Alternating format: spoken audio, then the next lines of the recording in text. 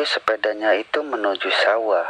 Jaka pun melewati pemakaman umum karena sawah yang akan ia cangkul lumayan jauh dari kampung tempat tinggalnya.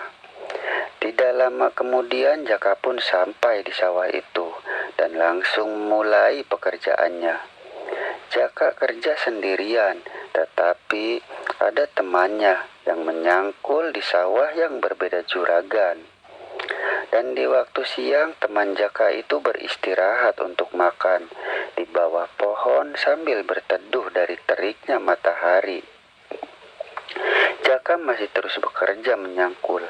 Lalu teman Jaka berteriak, memanggil Jaka untuk beristirahat. Jaka pun menghampiri temannya itu. Jaka tidak membekal nasi, melainkan membawa 2 buah rebus ubi. Karena Jaka tidak punya beras untuk dimasak di rumahnya itu. Lalu teman Jaka membagi nasi bekalnya dan mereka pun makan bersama di bawah pohon itu. Setelah selesai makan, Jaka pun memberikan 1 ubi rebus bekalnya kepada temannya itu. Lalu mereka pun mengobrol dan bercanda di waktu istirahat mereka.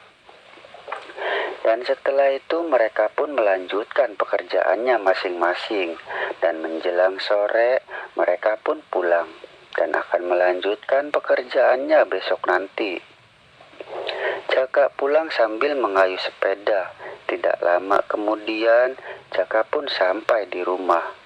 Jaka sangatlah sedih melihat ibunya yang sedang makan. Karena ia makan cuma ubi rebus hasil tanam sendiri yang ditanam di sisi rumahnya itu. Lalu Jaka pun mengayuh kembali sepedanya menuju ke rumah juragannya itu untuk meminta upah dari pekerjaannya. Lalu Jaka pun sampai di rumah juragan itu di waktu maghrib. Jaka masih memakai baju dari sawah karena Jaka belum sempat mandi karena tak tega melihat ibunya yang sedang makan ubi itu. Jaka pun duduk di lantai menunggu juragannya itu pulang dari masjid. Sambil menunggu kedatangan juragannya, Jaka melamun. Dalam benaknya Jaka berandai dan berhayal menjadi orang kaya, memiliki rumah yang bagus seperti rumah juragannya itu. Dan setelah berjam-jam Jaka menunggu, juragannya pun datang. Jaka tidak menyadari kedatangan juragannya itu karena terbawa oleh lamunan dan hayalannya. Jaka kaget dan terkejut karena juragannya menepuk dan memegang pundaknya. Setelah itu mereka mengobrol tentang pekerjaannya di sawah.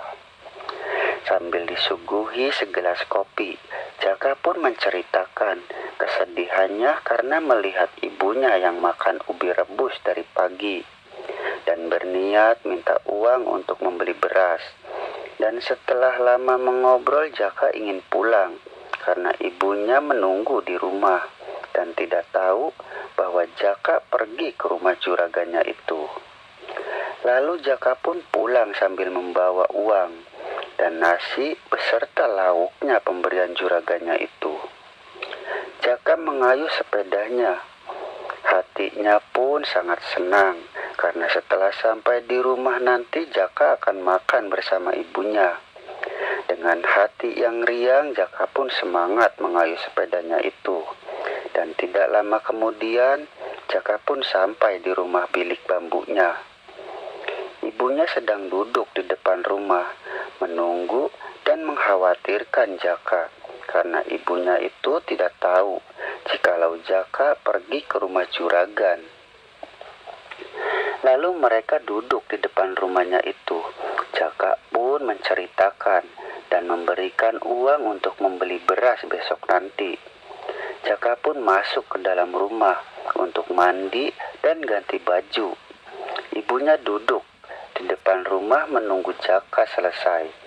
Ia akan membuka dan akan makan bersama nasi pemberian juragannya itu. Setelah Jaka selesai, Jaka pun keluar dan melanjutkan makan di depan depan rumah dengan rasa sayang Jaka pada ibunya. Sesekali Jaka pun menyuapi ibunya itu.